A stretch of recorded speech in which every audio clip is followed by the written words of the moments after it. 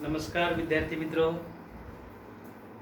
तर आज आपण BA प्रथम वर्षाच्या दुसऱ्या पेपरमध्ये इंडिव्हिज्युअल अँड सोसायटी या पेपरचा अभ्यास करत आहोत. विद्यार्थी मित्र, गेल्या काही लेक्चरमध्ये आपण सामाजिक परिवर्तन हे प्रकरण सुरू केलेलं आहे. आतापर्यंत आपण 3 प्रकरणांचा अभ्यास पूर्ण केला आणि काही दिवसांपूर्वी आपण सामाजिक परिवर्तन सोशल चेंज हे प्रकरण सुरू केलेलं आहे. मागच्या लेक्चरमध्ये आपण सामाजिक परिवर्तन म्हणजे काय या संदर्भामध्ये आपण चर्चा केली. सामाजिक परिवर्तनाची वैशिष्ट्ये काय आहेत या अनुषंगाने आपण अभ्यास केला. तर सामाजिक परिवर्तन म्हणजे काय ही संकल्पना आपल्याला थोडक्यात स्पष्ट झाली असेल विद्यार्थी मित्र. सामाजिक परिवर्तन म्हणजे आपण ढोबळमानाने या ठिकाणी म्हणतो बदल, परंतु नेमकं बदल म्हणजे सामाजिक परिवर्तन का नाही. तर आपण या ठिकाणी सोशॉलॉजिकल अँगलने जे आपण सामाजिक परिवर्तनाच्या संदर्भामध्ये आपण विचार केला की मूलभूत अर्थाने समाज व्यवस्थेच्या स्ट्रक्चरमध्ये होणारा बदल, मूलभूत अर्थाने समाज व्यवस्थेच्या संरचनेमध्ये झालेला जो बदल आहे त्याला आपण सामाजिक परिवर्तन म्हटले. हॅरी जॉन्सनची आपण व्याख्या बघितली. मग सामाजिक संरचनेतला बदल म्हणजे नेमकं काय? तर सामाजिक संरचनेमध्ये अनेक घटक त्या ठिकाणी अतिशय महत्त्वाचे असतात. कारण समाज व्यवस्थेच्या निर्मितीसाठी समाज व्यवस्थेमध्ये जे काही मूलभूत घटक आहेत, मग त्या ठिकाणी प्रत्येक व्यक्तीची जी काही ॲक्शन आहे, जी कृती आहे किंवा त्या व्यक्तीला दिलेली जी काही भूमिका आहे, ती भूमिका कशा पद्धतीने त्या ठिकाणी तो पूर्ण करतो, त्या भूमिकेला अनुसरून तो त्या ठिकाणी कशा पद्धतीने नियमांचं पालन करतो, त्याला दिसले असले अधिकार, नियम, मूल्ये ही सर्व या समाज रचनेमधली जी घटक आहेत. म्हणून जर एखाद्या वेळेस आपण बघतो की समाजातल्या दर्जामध्ये जर त्या ठिकाणी व्यक्तीचा दर्जा जर बदलला तर त्याच्या भूमिकेमध्ये सुद्धा बदल होत जातो. भूमिका बदलल्या की त्याच्या अधिकारात बदल होतो. दर्जानुसार प्रत्येक व्यक्तीला समाज व्यवस्थेनं काही मूल्य घालून दिलेली आहेत, काही अधिकार घालून दिलेले आहेत आणि त्या अधिकारांचं, मूल्यांचं जर त्या ठिकाणी परिवर्तन झालं तर निश्चितच समाज व्यवस्थेच्या त्या स्ट्रक्चरमध्ये चेंज होतो. मग ती कुटुंब संस्था असू द्या, प्रत्येक व्यवस्थेला एक स्ट्रक्चर आहे. मग त्या कुटुंब संस्थेला स्ट्रक्चर आहे, विवाह संस्थेला स्ट्रक्चर आहे, धर्म संस्थेला स्ट्रक्चर आहे, अर्थसंस्थेला स्ट्रक्चर. प्रत्येक मूलभूत घटक जे या समाज व्यवस्थेचे आहेत, प्रत्येक व्यवस्थेला स्ट्रक्चर आहे आणि त्या स्ट्रक्चरच्या एकंदरीत त्या कार्यामध्ये जर बदल झाला तर निश्चितच समाज व्यवस्थेवर सुद्धा त्याचा परिणाम होत असतो. म्हणून सामाजिक व्यवस्थेमधल्या या सामाजिक परिवर्तनाच्या संदर्भामध्ये आपण जे काय अभ्यास करत होतो की सामाजिक परिवर्तन ही अपरिहार्य स्वरूपाची प्रक्रिया, हे कोणीही थांबू शकत नाही. कारण परिवर्तन हा सृष्टीचा जसा नियम आहे तसा समाज व्यवस्थेमध्ये सुद्धा परिवर्तन हा या ठिकाणी समाजाचा नियम बनलेला आहे. म्हणून सामाजिक परिवर्तन हे जसं अपरिहार्य आहे तसं सार्वत्रिक स्वरूपाचं आहे. कारण याला आपण असं काल म्हणलो होतं की सामाजिक परिवर्तनाला कोणताही समाज अपवाद नाही. ज्या ज्या ठिकाणी समाज जीवन आहे त्या त्या ठिकाणी बदल हा आहे, परिवर्तन हे आहे, ते अपरिहार्य आहे, ते सार्वत्रिक स्वरूपात. म्हणून जसं आपण म्हणलो होतो, मग तो ग्रामीण समाज असू द्या, शहरी समाज असू द्या, आदिवासी समाज असू द्या, मग तो पाश्चिमात्य समाज असो किंवा मग भारतीय समाज, या सर्व समाज व्यवस्थेमध्ये परिवर्तन ही प्रक्रिया अविरतपणे चालणारी प्रक्रिया आहे, कंटिन्यू चालणारी प्रक्रिया आहे. म्हणून परिवर्तन ही जसं आपण म्हणलो होतो की अपरिहार्य आहे तशीच ती तटस्थ स्वरूपाची आहे. कारण परिवर्तन हे त्या दोन स्थितीमध्ये होणारा बदल त्या ठिकाणी आपल्याला स्पष्ट होतो. मग ते परिवर्तन कोणत्याही दिशेने होऊ शकतात. मग ते परिवर्तन ऊर्ध्वगामी स्वरूपात असू शकते किंवा ते परिवर्तन मग अधोगामी स्वरूपात असू शकते. मग ते परिवर्तन चांगलं असेल किंवा वाईट असेल, इष्ट असेल किंवा अनिष्ट असेल, कोणत्याही पद्धतीने परिवर्तन होऊ शकते. कारण परिवर्तन ही एक कॉम्प्लिकेटेड कन्सेप्ट आहे.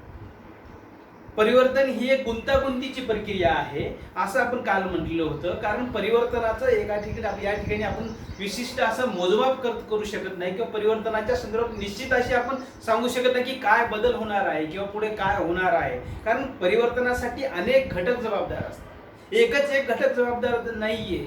म्हणून परिवर्तनाच्या संदर्भामध्ये आपण अशी निश्चित दिशा आपण ठरवू शकत नाही, कोणत्या दिशेने परिवर्तन होईल काही सांगता येत नाही. म्हणून ही एक कॉम्प्लिकेटेड जी प्रक्रिया आहे असं आपण म्हणलो होतो. कारण परिवर्तनामध्ये आपल्याला तुलना करता येते.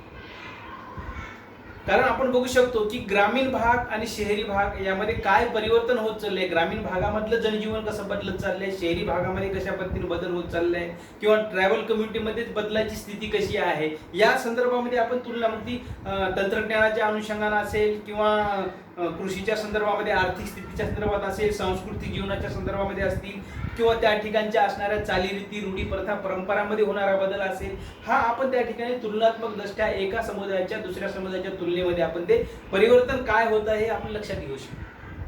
म्हणून एकंदरीतच परिवर्तनाचं जे काही स्वरूप आहे त्याचबरोबर हे अमूर्त स्वरूप आहे. कारण परिवर्तनाच्या संदर्भामध्ये जेव्हा आपण विचार करतो, कारण व्यक्ती व्यक्तीने मिळून समाजाची निर्मिती झाली आहे आणि व्यक्ती व्यक्तीमधील संबंधाचं जाळं हे समाज आहे. कारण जे संबंध आहेत ते दिसत नाहीयेत, ते अमूर्त स्वरूपाचे संबंध आहेत. कोण्या व्यक्तीमध्ये एखाद्या व्यक्तीविषयी राग आहे, द्वेष आहे, मोह आहे, हे काय आहे आपण हे फक्त जाणू शकतो, परंतु ते दिसतात का नाही. म्हणून हे अमूर्त स्वरूपाच्या संकल्पना, समाज रचनेमधल्या सुद्धा त्या काही दर्जा, भूमिका, मूल्य, प्रमाण काय ही सुद्धा अमूर्त आहे, ती दिसत नाहीत, परंतु आपण त्याची जाणीव होऊ शकते. म्हणून या घटकांमध्ये झालेले जे काही बदल आहे तो आपण सामाजिक परिवर्तनाशी संबंधित आपण विचार करू शकतो. म्हणून सामाजिक परिवर्तन ही सांस्कृतिक परिवर्तनातील एक भाग आहे. जसं आपण बघतो भौतिक स्वरूपाची जी काही बदल होत चालले आहेत, मग ते वेशभूषेमध्ये बदल होत चालले, तंत्रज्ञानामध्ये बदल होत चालले, दळणवळणाच्या साधनामध्ये बदल होत चाललाय, ज्या ज्या काही गोष्टी आपल्याला भौतिक स्वरूपाच्या दिसत असतात हा सांस्कृतिक भाग आहे. परंतु हा सामाजिक संरचना या ठिकाणी जी आहे की या ठिकाणी आपण जसं सामाजिक बदल होत चाललेले आहेत, म्हणजे या ठिकाणी समाज संरचनेमध्ये मग त्या ठिकाणी समाजाचं जे स्ट्रक्चर आहे, मग जी अभौतिक जी स्वरूपाची आपण संस्कृती म्हणतो किंवा ज्या गोष्टी म्हणतो आपण, मग त्याच्यामध्ये नियम आहेत, मूल्य आहेत, श्रद्धा आहेत, विश्वास आहेत, ह्या घटकांमध्ये जर या ठिकाणी बदल होत चाललेला आहे, म्हणजे एकंदरीत सामाजिक व्यवस्थेमध्ये सुद्धा सामाजिक संरचनेमध्ये बदल होत चालला आहे. या अनुषंगाने आपण गेल्या काही लेक्चरमध्ये चर्चा केलेली होती. त्याचबरोबर सामाजिक परिवर्तन ही सुद्धा या ठिकाणी वेगवेगळ्या दिशेने होत चाललेली आहे.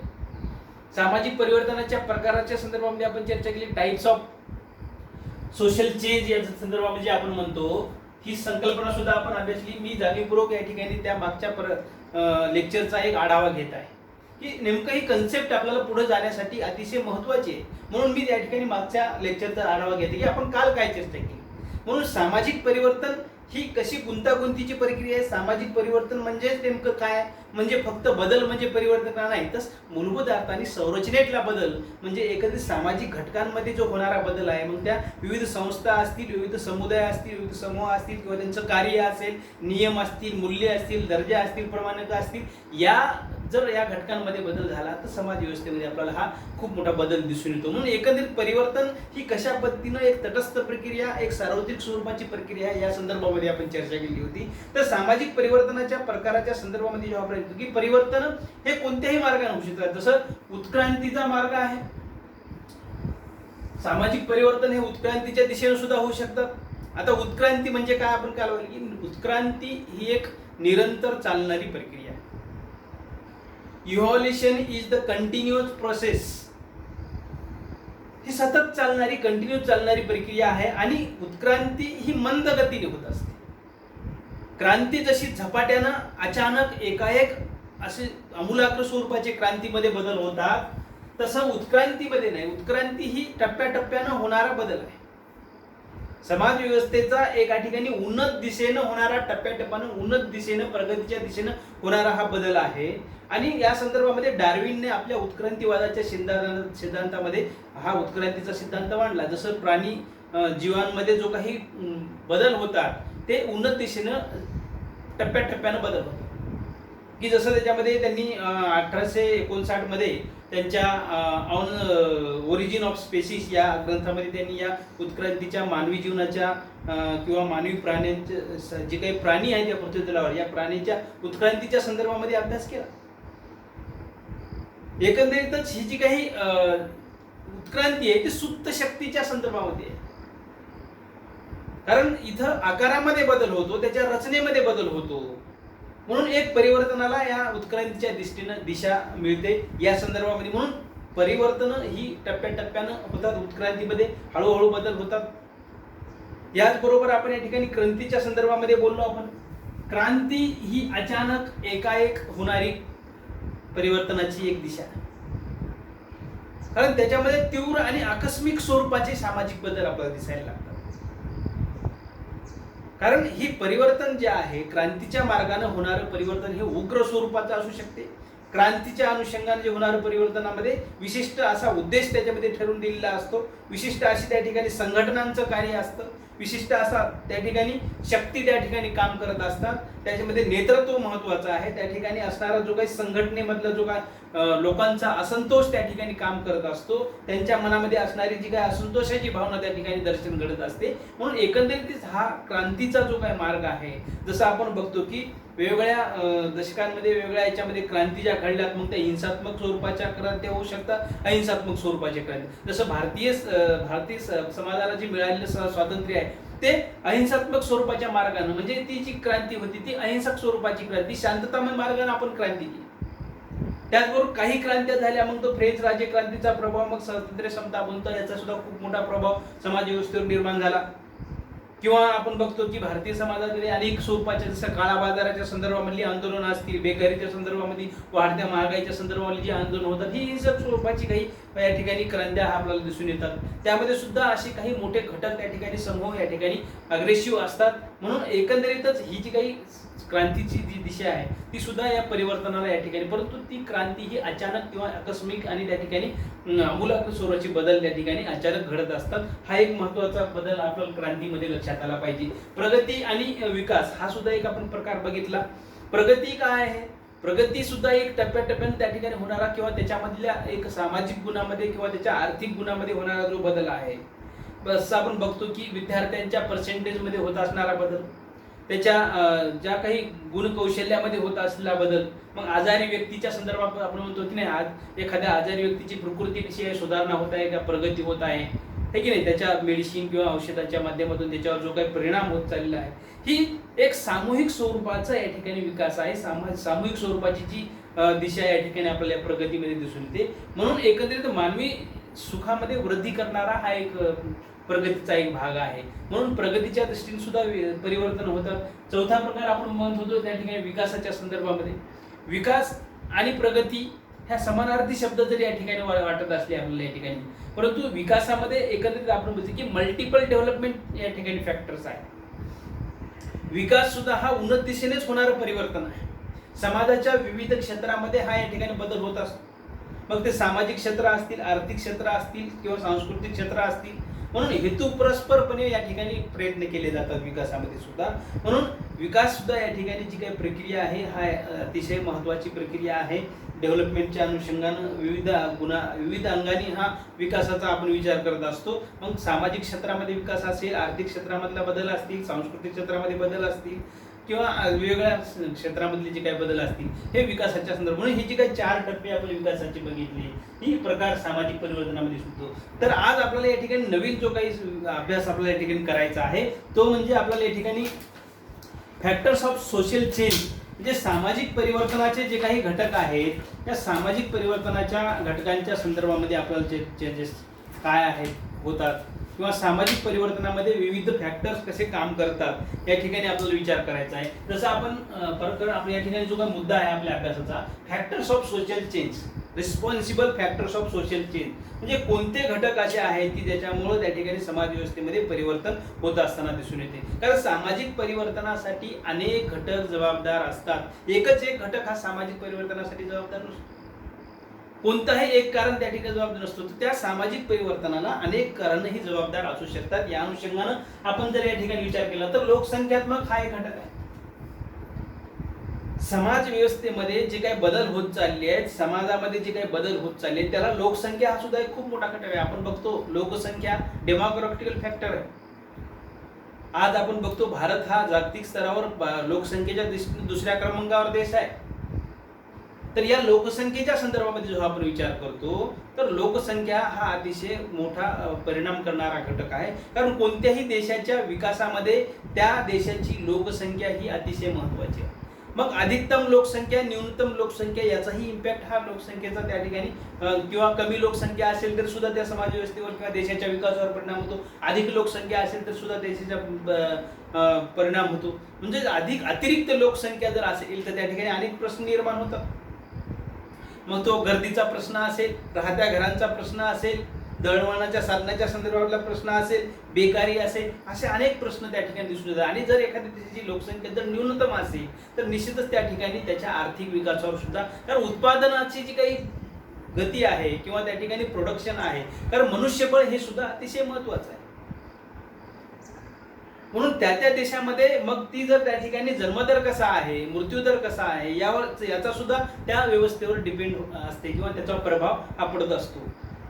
म्हणून तरुणांच्या संख्येपेक्षा जर वृद्धांची संख्या असेल तर निश्चितच आर्थिक विकासामध्ये सुद्धा त्याचा परिणाम होईल, कारण प्रोडक्शनवर त्याचा परिणाम होणार आहे, उत्पादनावर त्याचा परिणाम होणार आहे. म्हणून जन्मदर असेल, मृत्यूदर असेल किंवा स्थलांतरामुळे होणारा परिणाम असेल, कारण स्थलांतर सुद्धा आपण बघतो भारतामध्ये वेगवेगळ्या राज्यातून वेगवेगळ्या ठिकाणी होणारं स्थलांतर आहे. कामाच्या शोधामध्ये, नोकरीच्या शोधामध्ये, शिक्षणाच्या शोधामध्ये आहे. म्हणून ज्या ठिकाणाहून स्थलांतर होत आहे त्याही ठिकाणी स्थलांतराचा परिणाम त्या ठिकाणी होतो, आणि ज्या ठिकाणी स्थलांतर होणार आहे त्याही ठिकाणी त्या ठिकाणी स्थलांतराचा परिणाम होतो. जर बघा, कारण ज्या ठिकाणाहून ग्रामीण भागातून जी लोकसंख्या मोठ्या प्रमाणामध्ये शहरी भागामध्ये कामाच्या शोधामध्ये स्थलांतर करत आहे, त्या ठिकाणच्या जे काही ग्रामीण भाग आहे त्या ठिकाणची जी काही छोटे उद्योग आहेत, ते व्यवसाय आहेत, ते ओस पडत चाललेले आहे. त्या व्यवसायावर परिणाम होत चाललेला आहे, शेती क्षेत्रावर परिणाम होत चाललेला आहे. कारण शेतीमध्ये आता लोकांना मजूर मिळणं मुश्किल झालेलं आहे, कारण सर्वच जण आता शहरामध्ये अधिक त्या ठिकाणी रोजगार प्राप्त व्हावा, अधिक पैसे प्राप्त व्हावेत किंवा वेगवेगळ्या सोयी सुविधा प्राप्त व्हाव्यात, मुलांच्या शिक्षणासाठी निमित्तानं हो, अशा अनेक कारणामुळे शहरामध्ये स्थलांतर करत आहे. रोजगाराच्या संधी प्राप्त होत चालली आहे, म्हणून त्या ठिकाणी स्थलांतर होत आहे. परंतु ज्या ठिकाणी स्थलांतर होत आहे, जसं आपण ग्रामीण भागामध्ये स्थलांतरचा परिणाम होतो, तसं शहरी भागामध्ये सुद्धा त्या ठिकाणी सुद्धा झोपडपट्ट्यांचं प्रमाण वाढत चाललंय, गलीच्या वस्त्यांचं प्रमाण वाढत चाललंय, गर्दीचं परिणाम वाढत चाललंय. याचा एकत्रित इम्पॅक्ट सामाजिक व्यवस्थेवर होत असताना आपल्याला दिसून येतो. म्हणून लोकसंख्या हा घटक सुद्धा या सामाजिक व्यवस्थेमध्ये परिवर्तन घडून आणणारा घटक आहे. म्हणून दुसरा आणखी एक घटक त्याच्यामध्ये आपल्याला दिसतो म्हणजे टेक्नॉलॉजिकल फॅक्टर, ज्याला तांत्रिक घटक म्हणतो आपण. तांत्रिक घटकाच्या संदर्भामध्ये जेव्हा आपण विचार करतो, याचा परिणाम सुद्धा समाज व्यवस्थेमध्ये खूप मोठा बदल आहे. इंडस्ट्रियलायझेशन झालं, मॉडर्नायझेशनचं झालं, आधुनिक तंत्रज्ञानाचा एकत्रितच या पाश्चिमात्य समाजाचा किंवा एकंदरीत या आधुनिकरणाचा परिणाम हा व्यवस्थेवर खूप मोठ्या प्रमाणात दिसून येतो. टेक्नॉलॉजी खूप मोठ्या प्रमाणात मध्ये येत आहे. टेक्नॉलॉजीमध्ये दिवसेंदिवस बदल होत चाललेले आहेत. कारण एकंदरीत आपण बघतो की जुनी तंत्रज्ञानाच्या जागी आता नवीन तंत्रज्ञान येत चाललेले आहेत. जुन्या पद्धतीची तंत्रज्ञान जाऊन नवीन पद्धतीचे तंत्रज्ञान आलेली आहेत. मोबाईलमध्येच बघा, आपण साधी कीपॅडचे मोबाईल होते, आज त्या जागी अँड्रॉइड मोबाईल आलेले आहेत. संगणकामध्ये खूप मोठ्या बदल झाले आहेत. दळणवळणाच्या साधनामध्ये खूप मोठे बदल झाले आहेत, कारण नवनवीन शोध लागत चाललेले आहेत. आणि याचा परिणाम हा सामाजिक संबंधावर हा सुद्धा निर्माण होत चालला आहे. वाढत्या मोबाईलचा इम्पॅक्ट याच्यामुळे सुद्धा खूप मोठा परिणाम होत चालला. वेगवेगळे गुन्हेगारी क्षेत्रामध्ये बदल होत चाललेले आहेत. सायबर क्राईम सारखे परिणाम होत चाललेले आहेत. म्हणून एकंदरीत सामाजिक मूल्य व्यवस्था सुद्धा त्या ठिकाणी प्रभावित होत चालली आहे या एकंदरीत टेक्नॉलॉजीच्या प्रभावामुळे. कारण वाढता टेक्नॉलॉजीचा इम्पॅक्ट हा निश्चितच समाज व्यवस्थेमधली जी काही मूल्य व्यवस्था आहे, जी नियम आहेत, जी काही आदर्श आहेत, चांगलं काय वाईट काय या संदर्भामध्ये जी काही तत्व आहेत त्यावर सुद्धा इम्पॅक्ट होत चाललेला आहे. समाज व्यवस्थेमधलं जीवनमान आपण बघतो या टेक्नॉलॉजीमुळे दिवसेंदिवस माणूस हा स्वार्थवादी होत चाललाय, माणूस हा व्यक्तिवादी होत चाललाय, माणूस हा इतरांचा विचार करण्यापेक्षा स्वतःचा विचार करायला लागलेला आहे. म्हणून एकंदरीतच या सगळ्या गोष्टींचा परिणाम हा एकत्रित समाज व्यवस्थेची जी सांस्कृतिक जीवनशैली आहे त्याच्यावर सुद्धा परिणाम होत चाललाय. नागरीकरण हे खूप मोठ्या झपाट्यानं वाढत चाललंय टेक्नॉलॉजीच्या डेव्हलपमेंटमुळे. शहरीकरणाचा विकास होत चाललेला आहे. कारखानदारी खूप डेव्हलपमेंट झालेली आहे. प्रत्येक माणसाकडे आता वेळ हा राहिलेला नाही. प्रत्येक माणसं घड्याळाच्या काट्याप्रमाणे आपल्या कामाच्या शोधात फिरत चालले आहेत, आपल्या नोकरीच्या कामाच्या याच्यामध्ये धावत चालले आहेत. आणि एकंदरीत याचा जो काही परिणाम आहे, एक नवीन वर्ग व्यवस्था निर्माण होत चाललेली आहे. जसं आपण बघतो पूर्वीची जी काही पारंपरिक व्यवस्था होती ती जाती व्यवस्थेवर आधारित होती, परंतु आज आपण बघतो त्या ठिकाणी आज मुक्त अर्थव्यवस्था, मुक्त वर्ग व्यवस्था आलेली आहे. ओपन स्ट्रॅटिफिकेशन ज्याला आपण म्हणतो, त्यामध्ये प्रत्येक व्यक्ती या ठिकाणी आज प्रत्येक व्यक्तीच्या जवळ आलेली आहे. मग ते त्या कारण माणसं कारखानदारीमुळे, इंडस्ट्रियलायझेशनमुळे, कामाच्या शोधामध्ये प्रत्येक जण आता कोणत्याही जातीचा, धर्माचा विचार न करता एकत्रपणे काम करू लागले. कारण कौशल्य महत्वाचे आहे, त्याच्या गुणाचा, त्याच्या प्रभाव त्या ठिकाणी पडत चालले आहे, त्याच्या व्यक्तिमत्वाचा प्रभाव पडत चाललेला आहे. आणि एकंदरीत माणसं ही एक जवळ आलेली आहेत. ग्लोबल ही एक सिटी आपण जसं म्हणतो, आपण ग्लोबलायझेशनच्या माध्यमातून एक इम्पॅक्ट हा त्याच्यावर होत चाललेला आहे. म्हणून ही जी काही टेक्नॉलॉजीचा जो काही बदल आहे, या ठिकाणी टेक्नॉलॉजीच्या बदलामुळे समाज व्यवस्थेमधली मूल्य बदलत चालली आहेत. भौतिकवादी सुखाचा विचार माणसं करू लागली आहेत. आणि एकंदरीतच या सगळ्या टेक्नॉलॉजीचा परिणाम म्हणा, मग गुन्हेगारीच्या समस्येत वाढ होत चालली आहे, वेगवेगळ्या समस्या वाढत चालल्या आहेत. हा सुद्धा इम्पॅक्ट आहे टेक्नॉलॉजीचा होत चालला आहे. जेवढा विकासाच्या संदर्भामध्ये सुद्धा उपयोग चाललाय. कारण आपण बघतो, कारण पूर्ण ज्या पारंपरिक स्वरूपाची काही साधनं होती, आज विकासामध्ये टेक्नॉलॉजीचा सुद्धा खूप मोठा फरक आहे, खूप मोठा प्रभाव आहे.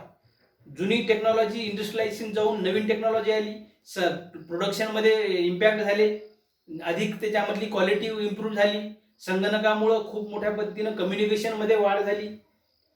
त्याचबरोबर वेगवेगळ्या साधन सुविधा मिळत असल्यामुळं कृषी क्षेत्रामध्ये सुद्धा बदल होत चालले आहेत, सामाजिक क्षेत्रामध्ये बदल होत, काही चांगले सुद्धा बदल या ठिकाणी खूप चांगल्या पद्धतीने बदल विकासामध्ये झालेले आहेत.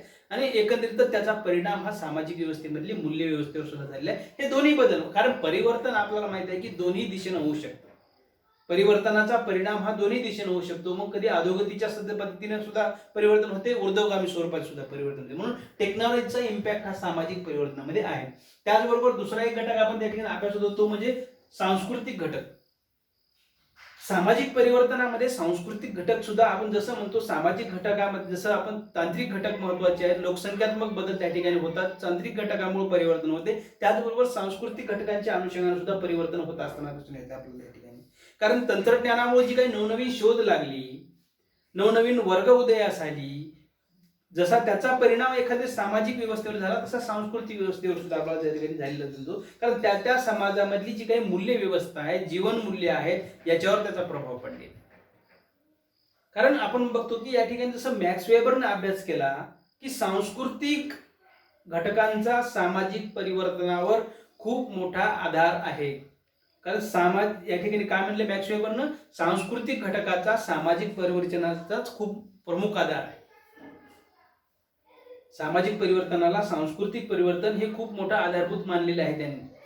कारण यामध्ये संदर्भामध्ये संस्कृती ही सामाजिक परिवर्तनाची एक गतिशील गतीला कारणीभूत ठरणारी आहे. मूल्यांचं महत्व आहे.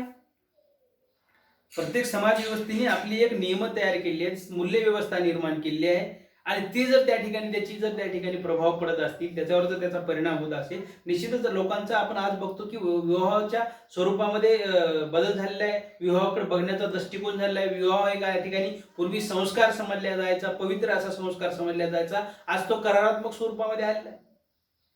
पती पत्नीमधील संबंध बदलत चाललेले आहेत. आई वडिलावरील जेवढी श्रद्धा होती पूर्वी, त्या ठिकाणी आता आई वडिलांच्या श्रद्धेच्या संदर्भामध्ये सुद्धा बदल होत चालले लोकांच्या मनामध्ये दिसून येतात. कारण माणसं स्वार्थीवादी होत चालले आहेत. आज आपण बघतो वृद्धाश्रम निर्माण होण्याची काय गरज आहे, मूल्य व्यवस्था बदलत चाललेली आहे, स्वार्थी जीवन वाढत चाललेलं आहे. हा त्याचा इम्पॅक्ट आपल्याला दिसून येतो.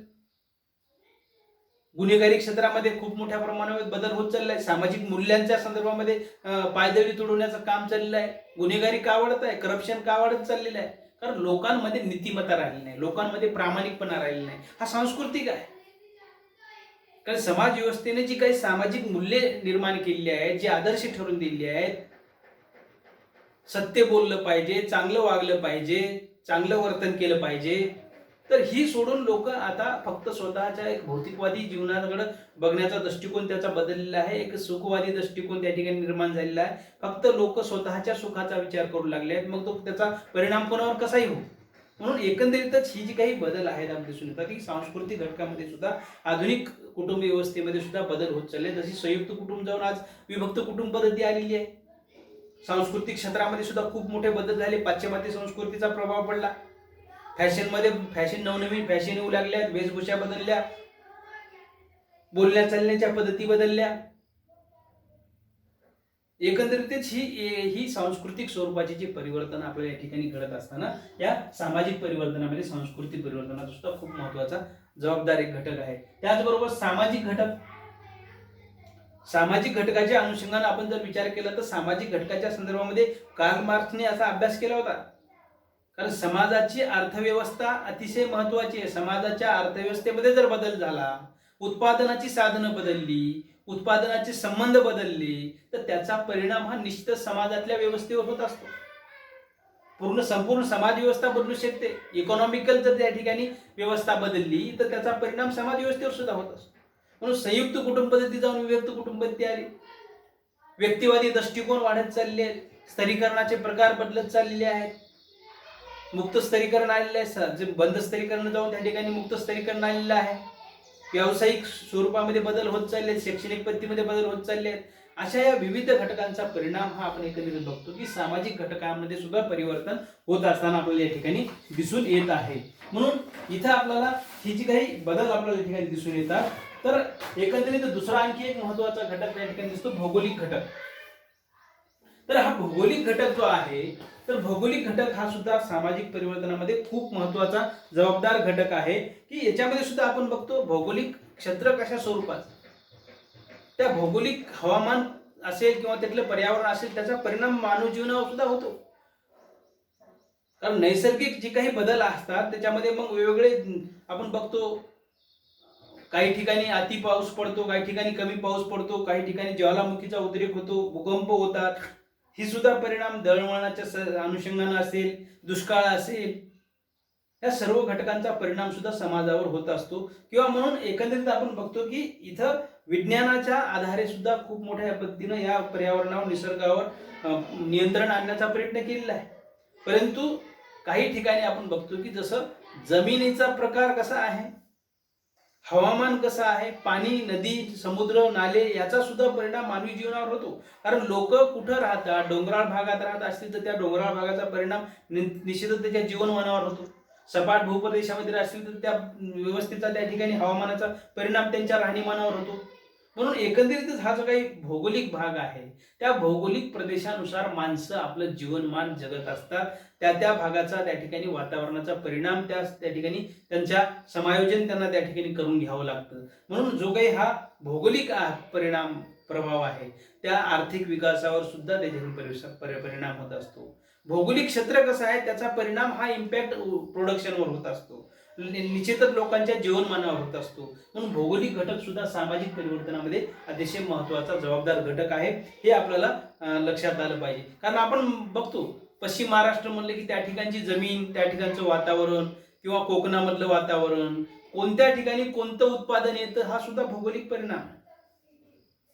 मराठवाडा म्हटले की आपल्या या ठिकाणी आपली जी काही प्रगती झाली आहे किंवा मराठवाड्यातली जी काही या ठिकाणी जमिनीची रचना आहे ती कशी आहे, पाण्याची क्षमता कशी आहे, हे सुद्धा एकंदरीत प्रोडक्शनवर किंवा उत्पादनाच्या साधनांवर खूप मोठं इम्पॅक्ट करणारा घटक आहे. ही बाब आपल्याला लक्षात आली पाहिजे. किंवा विदर्भाच्या संदर्भामध्ये आपण विचार केला तर दुष्काळाच्या छायेत असणारा मराठवाडा आणि विदर्भ का आहे, तर या ठिकाणचं हवामान, या ठिकाणचं पर्जन्यमान, या ठिकाणचं एकंदरीतच भौगोलिक रचना ह्या सुद्धा या भागाच्या विकासावर खूप मोठा इम्पॅक्ट करणारे आहे.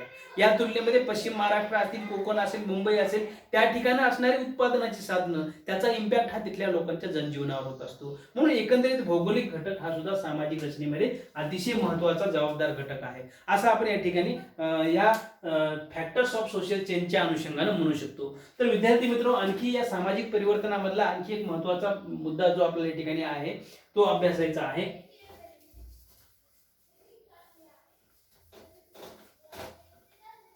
तर तो आपल्याला या ठिकाणी अभ्यास तो म्हणजे की या सामाजिक परिवर्तनाला चालना देणारे नेमकं घटक काय, कोणते कारण आहेत की सामाजिक परिवर्तन त्याच्यामुळे घडून होत चाललेलं आहे. याच्यामध्ये आपण बघतो नवनवीन शोध लागण्याची जी काही पात्रता आहे, बहुसंख्य लोकांच्या एकंदरीत त्याचा कल हा नवीन शोध लावण्यामध्ये आहे, त्यांच्यामध्ये ती पात्रता आहे. ज्ञानाची वृद्धी करण्याची लोकांच्या मनामध्ये मानसिकता आहे. म्हणून या घटकांचा सामाजिक परिवर्तनामध्ये एक वेग निर्माण झालेला आहे. म्हणून म्हणतो की नवीन शोधाची पात्रता ही सुद्धा एक सामाजिक परिवर्तनाला एक चालना देणारा अतिशय महत्वाचा घटक आहे. त्याचबरोबर नवीन शोधाचा जो काही स्वीकार आहे, कारण जशी नवीन शोध लावण्याची पात्रता असली पाहिजे तशीच ती स्वीकारण्याची सुद्धा पात्रता असली पाहिजे. नवनवीन शोध लावून त्या ठिकाणी ती स्वीकारली पाहिजे, कारण जर त्याचा स्वीकार नाही केला तर त्या नवीन शोधाची काही आपल्याला त्या ठिकाणी उपयोग होणार नाही. म्हणून एकंदरीतच ही जी काही मानसिकता आहे नवीन शोध लावण्याची किंवा ती स्वीकारण्याची, ही मानसिकता या ठिकाणी अतिशय महत्त्वाची आहे, मनोवृत्ती महत्त्वाची आहे. म्हणून नाविन्याबद्दलची आवड हा सुद्धा सामाजिक परिवर्तनामध्ये खूप मोठा इम्पॅक्ट करणारा घटक. माणसाला नवीन नवीन गोष्टी या ठिकाणी आवड ही या ठिकाणी असली पाहिजे, नवनवीन शोध लावण्याची आवड असली पाहिजे, कारण माणसाला आवड असेल तर सवड मिळेल. म्हणून एकंदरीतच ही अशी अनुकूल प्रवृत्ती, अनुकूल मनोवृत्ती ही सामाजिक परिवर्तनामध्ये खूप मोठा महत्त्वाचा बदल घडवून असते. कारण आपण बघतो ग्रामीण भागामध्ये जी काही आपण म्हणतो की मनोवृत्ती जी आहे लोकांची परिवर्तनाच्या संदर्भामध्ये, ती आपल्याला त्या ठिकाणी फार वेगवान दिसत नाही, संत स्वरूपाचं परिवर्तन दिसते. कारण लोक म्हणतात ना, आम्हाला जुनं ते सोनं, लोक बदलायला तयार नाहीयेत. फार मोठा बदल त्यांच्यामध्ये, चेंजेस हा झपाट्यानं होत असताना आपल्याला दिसून येतो. तोच बदल, त्याच पद्धतीचा आणखी इम्पॅक्ट हा ट्रायबल कम्युनिटीमध्ये आहे. आजही टेक्नॉलॉजीच्या संदर्भामध्ये फार असा डेव्हलपमेंट त्या ट्रायबल कम्युनिटीमध्ये झालेली नाहीये. शैक्षणिक क्षेत्रामध्ये फार मोठा बदल झालेला नाहीये, कारण त्यांची मूलभूत जी प्रश्न आहेत ते मुळात आणखी सुटले नाहीत, की अन्न, वस्त्र, निवारा ह्या ज्या काही गरजा आहेत त्या आणखी नीटपणे त्यांच्या पूर्ण झालेल्या नाहीये. त्यामुळे शिक्षणाचं महत्त्व आणखी त्यांच्यापर्यंत पोहोचलेलं नाही. अनेक तरुण ही अर्धशिक्षित तरुण रोजगाराच्या संधीमध्ये त्या ठिकाणी शोध घेत आहेत, हा सुद्धा त्याचा इम्पॅक्ट असू शकतो. म्हणून एकंदरीतच नाविन्याबद्दलची आवड हा त्या क्षेत्रातल्या एकंदरीत मनोवृत्तीवर अवलंबून आहे. म्हणून चिकित्सक वृत्ती असली पाहिजे प्रत्येक व्यक्तीकडे. त्या ठिकाणी परिवर्तनामध्ये बघत असताना किंवा समाज व्यवस्थेकडे बघत असताना एक चिकित्सक वृत्ती असली पाहिजे, एक वस्तुनिष्ठ दृष्टिकोन त्याच्या मनामध्ये असला पाहिजे. म्हणून एकंदरीतच ज्या काही माणसाच्या मनामध्ये श्रद्धा, अंधश्रद्धा आहेत, त्या अंधश्रद्धा त्या ठिकाणी दूर झाल्या पाहिजे. जे आहे ते त्या परिस्थितीला स्वीकारलं पाहिजे. म्हणून वास्तव काय आहे, निसर्गाचं चक्र काय आहे, हे आपल्याला या चिकित्सक वृत्तीमधून शोधता आलं पाहिजे. दिवस रात्र का होता, हा वस्तुनिष्ठ दृष्टिकोन आपल्याला स्वीकारला पाहिजे. म्हणून एकंदरीतच हा सामाजिक परिवर्तनामध्ये खूप मोठे बदल घडून आणणारे हे घटक आहेत. म्हणून कर्तृत्वाला संधी, इथं जैसे थे स्थिती राहत नाहीये, प्रत्येक स्थितीमध्ये बदल होत असतो. कर्तृत्व हे अतिशय महत्वाचं आहे. प्रत्येक व्यक्तीची जी काही कौशल्य आहे, जी काही गुण आहेत, त्याच्यामध्ये असणारी जी काही प्रतिभा शक्ती आहे, यामधून अतिशय महत्वाचा इम्पॅक्ट हा सामाजिक परिवर्तनामध्ये घडत असताना दिसून येतो. त्याचबरोबर सामाजिक परिवर्तन घडत असताना आपला आर्थिक संपन्नता हा सुद्धा महत्वाचा आहे. नवनवीन शोध लावण्यासाठी, नवनवीन ठिकाणी त्या ठिकाणी जाऊन शोध लावण्यासाठी किंवा ते त्या ठिकाणी होणारे बदल जाणण्यासाठी आपल्याला तिथपर्यंत जावं लागेल. म्हणून जाण्यासाठी, येण्यासाठी जी काही माणसामध्ये जी काही शोध लावण्याची जी पात्रता आहे, त्या ठिकाणी जी आवड आहे, त्याचबरोबर त्याला त्या ठिकाणी आर्थिक क्षमता सुद्धा तशी असणं गरजेचं आहे. नवनवीन शोध लावण्याची क्षमता सुद्धा त्या व्यवस्थेकडे असणं गरजेचे आहे. म्हणून अर्थव्यवस्था कशी आहे, म्हणून आपल्याला त्या ठिकाणी चंद्रावर काय आहे, कशा पद्धतीचं वातावरण आहे, शोधण्यासाठी आपल्याला तशा पद्धतीचं स्पेस तयार करण्यासाठी किंवा तशा पद्धतीनं वर नेण्यासाठी जी टेक्नॉलॉजी आहे, वर जाण्यासाठी जी आपली टेक्नॉलॉजी डेव्हलप करण्यासाठी आपल्याला आर्थिक संपन्नता सुद्धा खूप महत्वाची आहे. समाज व्यवस्थेमध्ये सुद्धा जे जे काही शोध लावायचे त्या ठिकाणी आपल्याला आर्थिक सुबलता ही अतिशय महत्वाची आहे. म्हणून कार्यक्षम प्रशासन हे अतिशय सामाजिक परिवर्तनामध्ये अतिशय महत्वाचा घटक आहे. विद्यार्थी मित्र, दुसरा आणखी एक महत्वाचा या ठिकाणी घटक आहे की फॅक्टर्स जे आहेत ते आपण अभ्यासले, परंतु याच्यामध्ये या सामाजिक परिवर्तनाला चालना देणारे जसे घटक आहेत, आपण जसं म्हटलो की मग त्याच्यामध्ये शोध लावण्याची पात्रता असेल,